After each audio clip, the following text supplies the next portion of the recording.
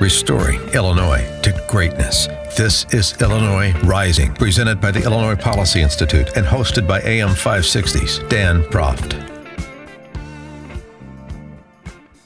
Dan Proft back with John Tillman, CEO of the Illinois Policy Institute, on this edition of Illinois Rising. And John, I wanted to pick up our discussion of Governor Rauner. He's launched a substantial ad campaign. He's sort of resuscitating the market position he carved out for himself when he ran in 2014. He's got the Carhartt gear on. He's on the set of Tool Time, the whole thing. And that's all well and good, but it seems to me he's making a mistake by continuing to talk in the abstract. He's having this, who wants to balance the budget more, which is kind of a phony baloney argument. Maybe not from his perspective, genuine desire to have the first constitutionally balanced budget in the last 2 decades in the state. I understand that, but it's still removed from really what he presented in 2014, which is it's me and all of you Illinois families against the established political class, both parties in Springfield, and I'm going to fight and I'm going to resist the temptation to capitulate for their benefit at your expense. It's going to be the other way under Governor Rauner. And I think some of that branding and messaging has been lost. Yeah, I think that's exactly right. And I think it's understandable how they got here, because governing is different than running for office. So governing is about the process and the policies you choose. And I think they've fallen into that trap a little bit. I think what we're going to see, at least I hope we're going to see in the coming weeks and months and through 2018, is an evolution back to what you just outlined. And the reason I think that is really important is how politics actually works in the real world. In the real world, the governor has a big budget. He's going to spend a lot of money on his reelection. He's spending money now on this paid campaign. But the purpose of that is to actually rally the troops, yes, rally the grassroots, rally support across the political spectrum. Of course, you have to build it from the right because he's a Republican. He's a Republican. Right. Right? Yes. And so we have to build it from That's the what I'm right told. Yes. back to the middle. You can't build your majority from the middle back out to the left and right. That is a failing strategy for Republicans. And so he has to start on the right, and he has to go back to that narrative you talked about. So that's part one. And part two is the money only gives you access to the power of an animated electorate, because that's all he has. He doesn't have the built-in constituent groups that the Democrats have.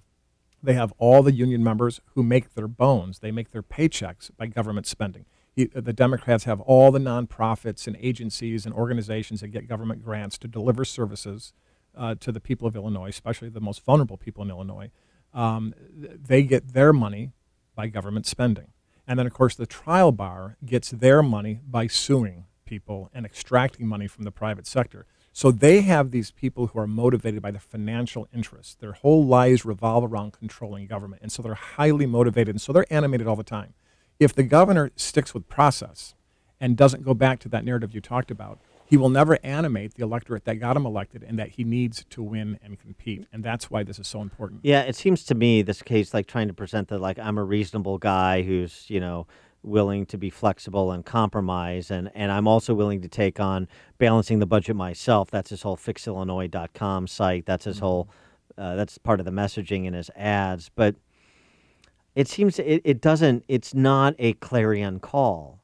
And the point is, to me, it strikes as a bit tone deaf in terms of how urgent the situation is. Like, I'm a steady hand on the wheel, and that's fine, but he should say in no uncertain terms, look, they want to stop what we've started over the last 2 years and point to a couple of successes.